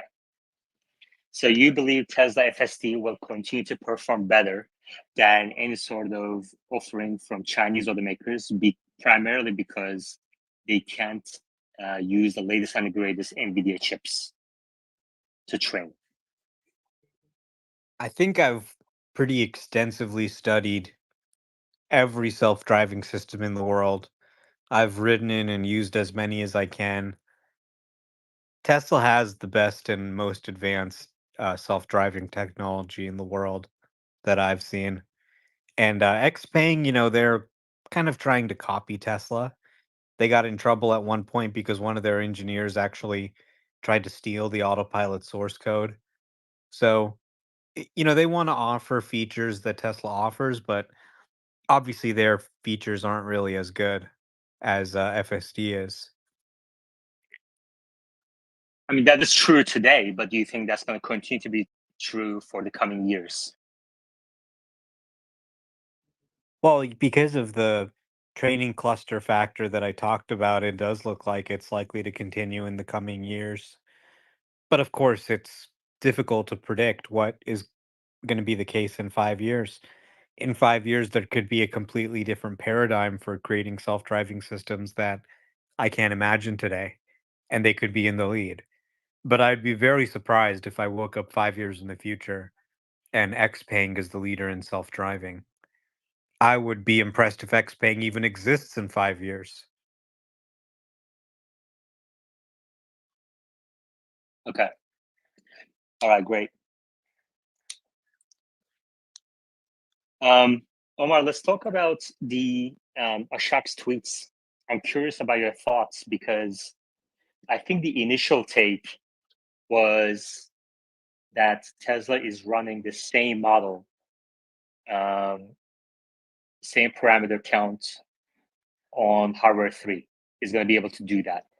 But Ashok's tweets says similar performance, which kind of implies it's not going to be same performance. Is this the point at which hardware 4 vehicles are starting to outperform hardware 3 vehicles on FSD? So Elon had said that hardware 3 is going to run the same model with the same parameter count. And Ashok has said at the end of that tweet that they're still working on doing that. They're making upgrades to the inference engine to allow it to inference this larger model faster, which would allow hardware 3 to run the full sized model. But that's taking a little more time than they expected. It is, well past the 10 days Elon initially said. People are getting restless. So now we're seeing a little bit of plan B, which is have a slightly smaller model that it has similar performance. Obviously, it's not going to be as good as hardware 4, but it's going to be similar, and ship that to hardware 3 now. Then continue to make improvements to the inference engine. They said there's certain functions that hardware 4 is hardware accelerating. So certain pieces of code that are built into the chip so they can execute super fast. And for hardware 3, they have to build like a GPU kernel or something so that they can have that function emulated rather than in hardware. So it sounds like they've got a plan to make hardware 3 run the same size model as hardware 4, but it's just going to take time to develop this improved inference engine, test it, validate it, make sure it's safe in the real world. You know, there's an extensive testing process they have to go through. So knowing that that could take some time, they're saying, okay, let's just release a little bit of a smaller model here, which is kind of them not doing what they said that they thought they could achieve. But they're still saying that they think they can do it, and I think that they will achieve it. It just may take some time. It may take even, I don't know, another month or something. But it should be able to run the same size model. So hardware 3 should be able to be just as good as hardware 4 for 12.5. Now, looking out further into the future, as the models get even bigger, hardware 3 probably won't be able to run the bigger models unless there's even further performance improvements they can think of that allow them to make it a little bigger. But this is basically as big as the model's going to get. But as Ashok pointed out, just because the model can't get bigger anymore doesn't mean the model can't get better. And we've seen, for example, smaller LLMs continue to improve. So right now, with this update 12.5.1.4, hardware 4 is going to be a little bit better in theory than hardware 3. And I'll do some detailed testing between my hardware 3 and hardware 4 car to figure out exactly what the difference is. Later on, it should be able to run what the hardware 4 cars are running now and run it with the same speed and performance. So they'll still have equal performance once that improvement is shipped. But then, longer term, obviously, hardware 4 will be running bigger models that hardware 3 can't run. But that doesn't mean hardware 3 is no longer getting updates. They're going to continue to train updates and train a model that fits within the bounds of hardware 3. So that's an update. Ashok also said Cybertruck FSD, which was expected in around mid-August, is now expected in September. However, they are going to ship some of the park assist features at the end of this week. Thank you. Sammy? Yeah, I have a feel-good story about your Tesla space, if you think it's a good time to tell it now. Sure, go ahead. So if you remember last time I was in here, I was on a road trip through Canada, and I was having major software issues. I was on a bad version of FSD, and I couldn't update out of it. So it turned out there was a Tesla employee, a Tesla diagnostics employee in the space who direct messaged me, asked for my VIN.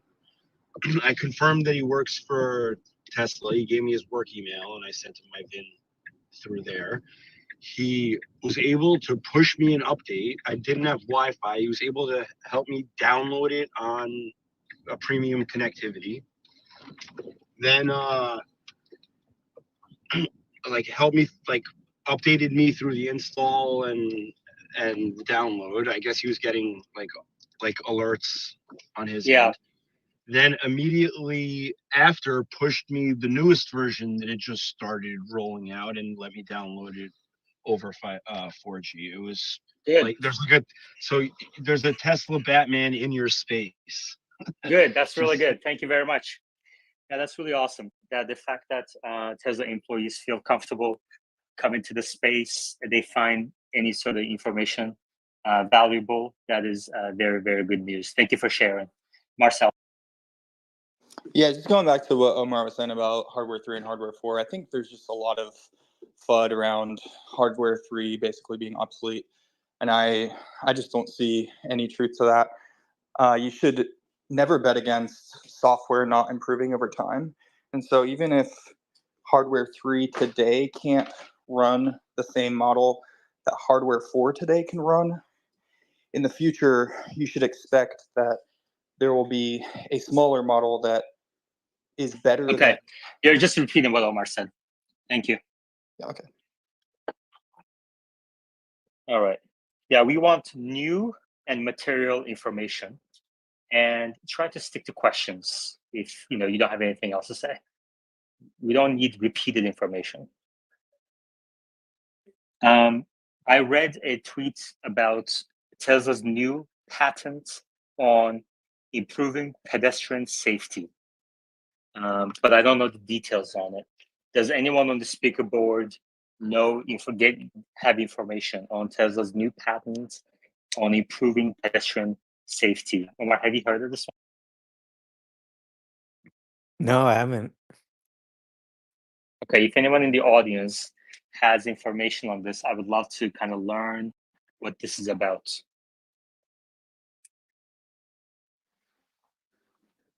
All right, if not, I'll dig into it and then we can talk about it tomorrow on the Friday space.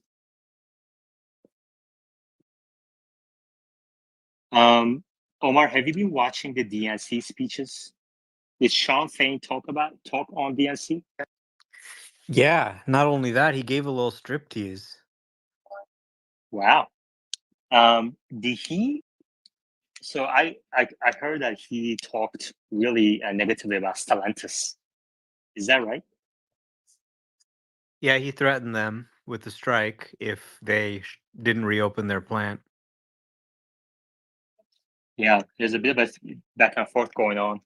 I mean, I guess Ford and GM are at similar risk too because they have similar agreements. But Stellantis seem to have the shorter straw here. That's kind of interesting, isn't it? Because they are the brands under Stellantis umbrella are still American brands like Chrysler, Dodge, Ram. So why is he picking on them, you think? Well, they're in trouble financially, more so than even Ford and GM. And they frankly can't afford to keep up some of the promises that they made. Now, naturally, Sean Fain is going to say, hey, you made an agreement. He's going to cause a stir about it. And even if they don't open up the factory, he's going to want some other concession in exchange for that. So it's all part of the negotiations. Whether they'll actually strike or not, we'll have to see. I would assume probably they won't, but there's always the possibility. Um, but yeah, I don't see Stellantis actually opening that plant. They've got a huge oversupply issue. So when you have an issue that you have too many cars, you don't say, hey, let's go open a new factory because we promised Sean Fain we do it. That's probably not going to help you stop losing money. Yeah. I mean, what's kind of surprising to me is that the stocks of these companies is acting like everything's normal. Like Stellantis is still a 45 billion euro market cap company. And even though the stock has come down a bit in recent months, it's still not in any sort of like a Rivian or Lucid stock price levels where like Rivian is down more than 90%, But Stellantis has in some brands years worth of inventory, but their stock is trading like, everything's normal. Well, I mean, they've got a dividend yield of 10%. So I think it's a dividend stock for a lot of people who want cash flow. And it's trading at 3.5 times earnings. So I don't think people really recognize how bad it is. But when you have a major brand like Stellantis or Ford or GM, people just see these as blue chip rocks. They don't see them as going away. And I think that definitely affects the market perception compared to, say, your Rivians of the world. I mean, Stellantis has absolutely no plans to bring in sort of EVs to volume production. And they have inventory building across the country, across the world. They're incentivizing their sales a lot. So that PE ratio you mentioned is so low because the market realizes, I think, to a certain extent, that the earnings will decline in the future, in the coming quarters, really. When do you think the market will wake up to the fact that Stellantis has no future?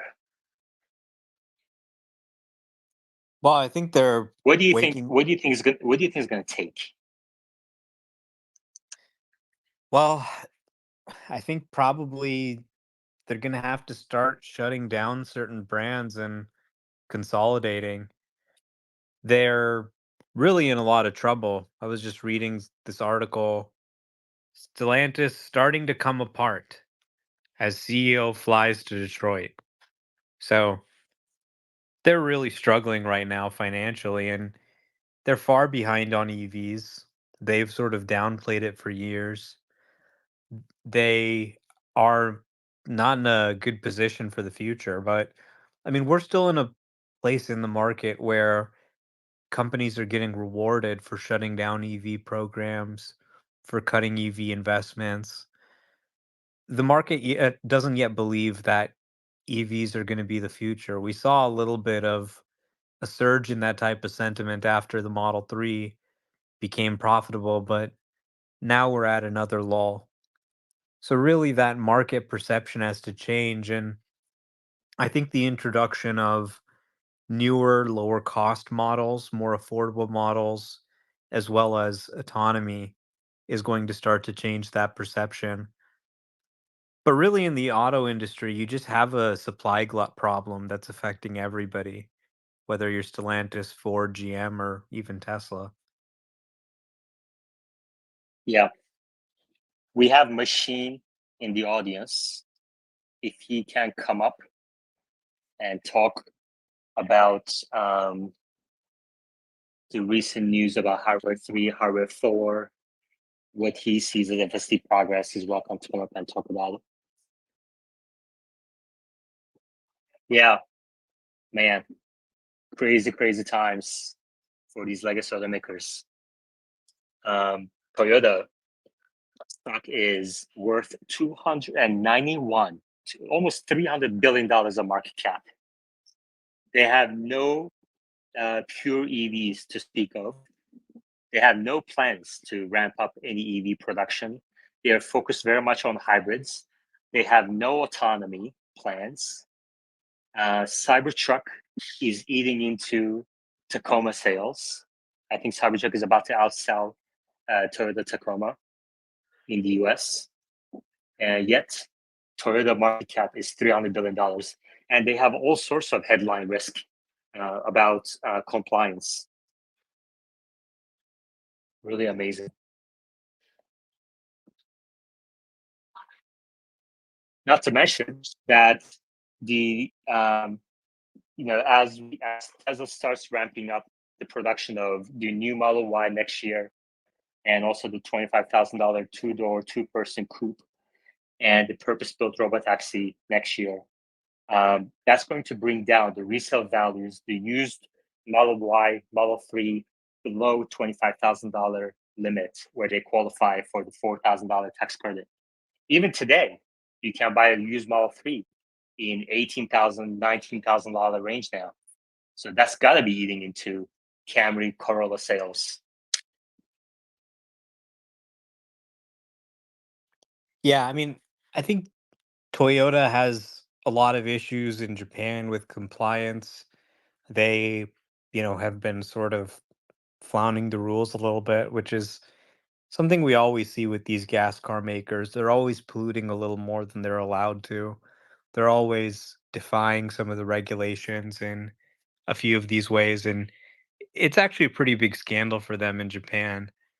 Meanwhile, Stellantis in their most recent quarter saw sales fall 30%, which is, a pretty stark drop. And that was across, a number of brands, Jeep, you know, Dodge, whatever. So it's a dire situation for these companies. I mean, some shareholders are threatening to sue. Would you short Toyota stock? No, not right now.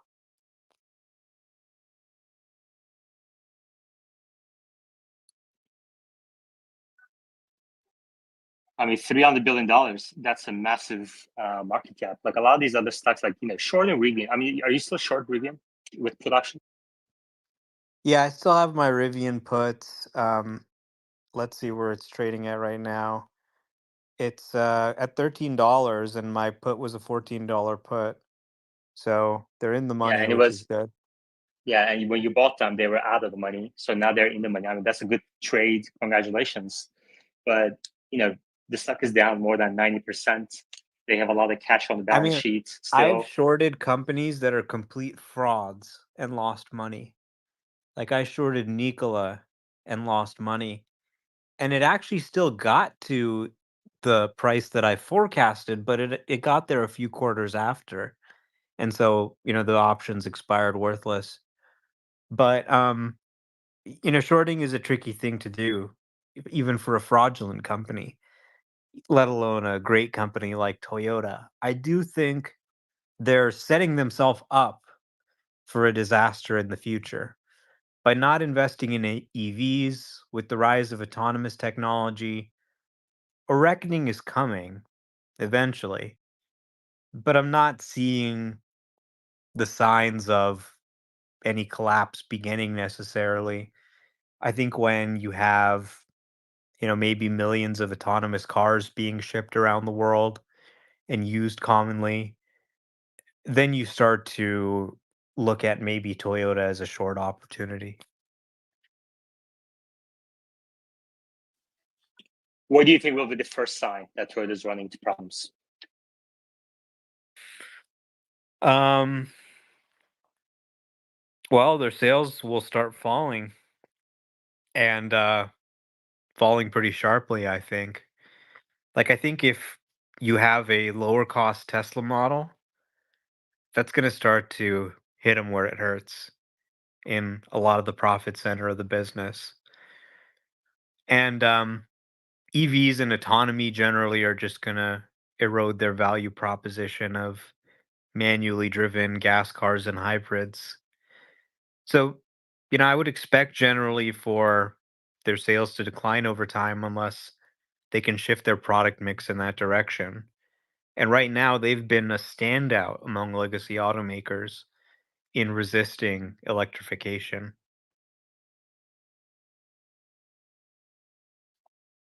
Yeah. So you said when Tesla produces the more affordable models, Toyota's sales will start declining, right? But I'm not sure if that's what the mass market expects to happen. I think that their hybrids have caught on quite a bit of attention and sales.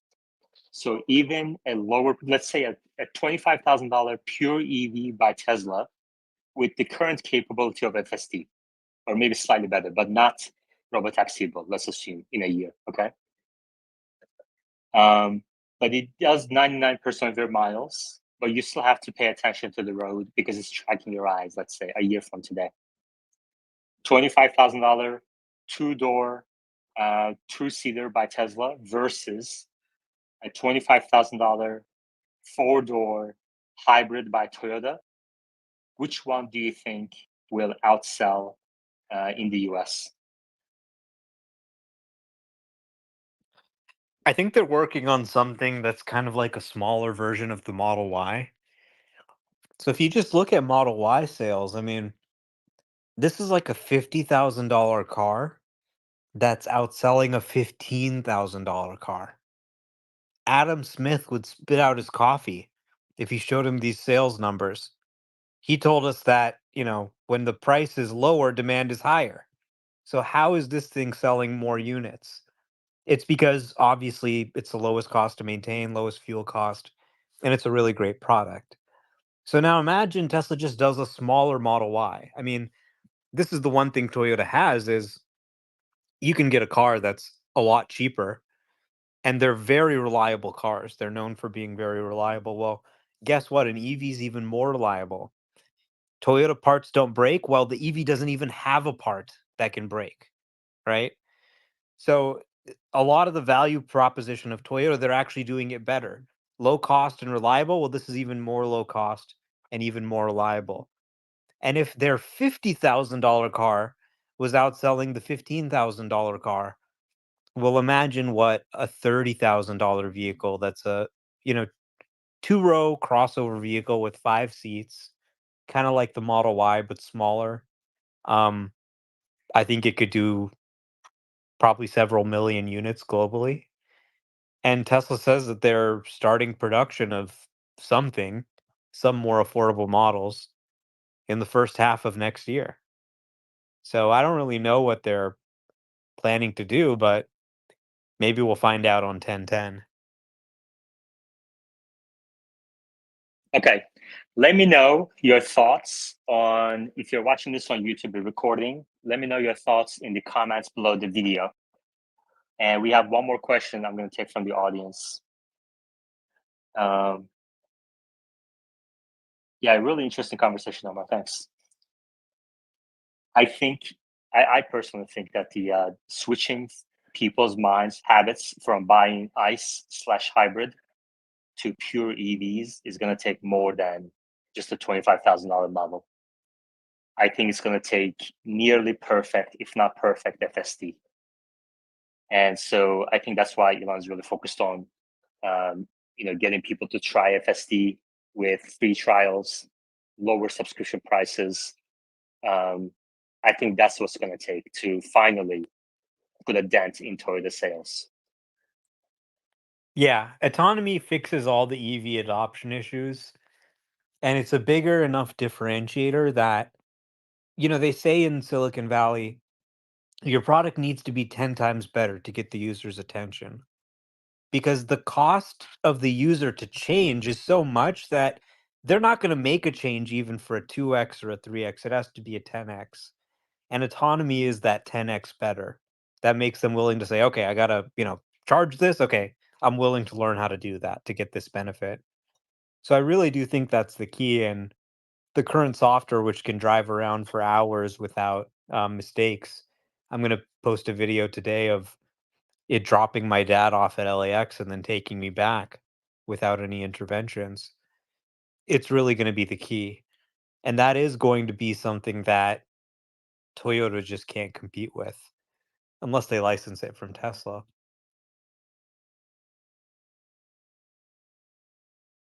I see two hands. We're going to get to that real quick, but I just want to kind of put a word out real quick to our AI Amateurs podcast. AI Amateurs podcast. The third episode is at the top of our screens. And next Monday, it's on Mondays, we're going to talk about the ranking of LLMs. So this is by Hugging Face, Chatbot Arena Leaderboard.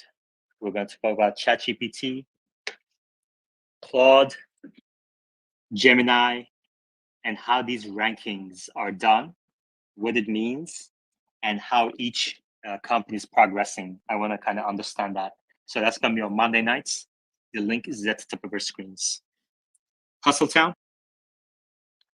Real quick, I just wanted to ask Omar how the destination within a destination worked. We said you went to the airport. Was it pretty good? Yeah, it's way easier. Before it was difficult to get FSD to go to the terminal you wanted to go to. Now you can type in LAX and a list of all the terminals, departures, and arrivals pops up, and you can say Terminal 2 departures, and it'll go right to where you need it to go. So, really important feature for locations like a mall or an airport where there might be multiple spots to get picked up or dropped off. Yeah, I was going to the George R. Brown Convention Center and FSD Drive, and I typed in George, and it took me to the George Bush Intercontinental, airport, and I saw all the little locations. I will be trying that on Saturday just to see how it goes. Alejandro? Yes, I have FSD for the last 3 years, and I have my interpretation is that people see FSD as a gimmick, as a like a something cool. But I think the pivoting point it's gonna be when insurance is gonna be the price, the premium for insurance is gonna be so much different if you have FSD, because people can relate to insurance, but many people cannot relate to FSD because they don't, just by seeing a video it doesn't make them click. So I think, to me, the pivoting point is gonna be when Tesla says, okay, if you have FFD, the insurance is gonna be half of what it is if you don't have it. And I think people are gonna relate much more to that. That's my pivoting point for Tesla. Okay, so Alejandro is saying when FSD starts basically covering the price of insurance for Tesla insurance customers, when you see that financial benefit is when the take rate adoption will accelerate. Is that fair, Alejandro? That is exactly. People will relate Okay. to that too much. A lot more. And I think, okay, got you. And I think I agree. I don't know when that's going to happen, but I think Tesla Insurance has had some adoption issues across the first wave of states. But I agree with you. I think that will make a huge difference. And when that knowledge spreads is, I think, when EVs will be seen as superior to hybrids. Until that point, I think it's going to be very difficult to change people's minds about hybrids being this good middle option for the masses. Omar, what do you think about that? Yeah, hybrids actually suck. It's a way to pretend you're doing something while actually doing nothing. Oh, we're going to transition to cars that don't pollute. Okay, well, actually, let's just make them still pollute, but we'll just put a battery in there. Well, now you're carrying around this big, heavy battery. So when the battery's not charged, like let's say you're doing a highway trip, you're not going to be getting much regen and you're not going to be charging the battery. So now your fuel efficiency is actually worse. You're actually polluting more on a long distance highway trip with that hybrid. So that's not a solution, is it? And now, instead of having an EV with no maintenance, now you got to maintain two things. You got to maintain the engine, and you also have to worry about the battery and the electric drivetrain failing. And it's not like a sleek EV. You got this big battery, like throwing off the weight balance of your vehicle. It doesn't drive as well as an ICE car. They catch fire a lot more than a gas car and more than an EV for some reason. So hybrids suck.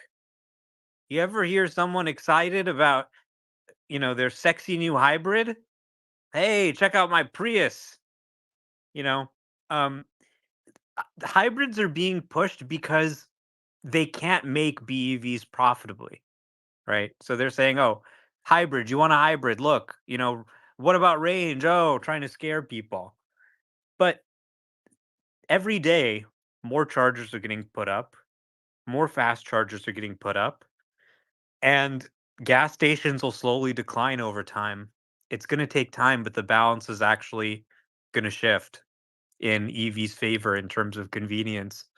It's getting more and more convenient all the time. And then when you just look at battery cost declines, it's going to just drive it down so far that EVs will be the obvious choice. That's going to lead to even more proliferation of chargers. And then, the one good thing about PHEVs, though, is more cars with plugs helps build out more chargers as well, if those cars can use it too. So I think probably in the future, every gas car will have a plug. Because with chargers becoming ubiquitous, well, why wouldn't a gas car also have an electric mode and be able to run off electric for some time? But let's not fool ourselves. Let's not greenwash it. These hybrids, even plug-in hybrids, they're just gas cars. Exactly. If it has an engine, it is a nice car. That's my motto. If it has an engine, it is not an EV. Okay. And I don't care if they're plug-in or what. If it has an engine, it's not an EV. Thank you very much, everyone. We're going to end it there and we're going to continue tomorrow. Thank you. And I'll chat with you tomorrow. Take care.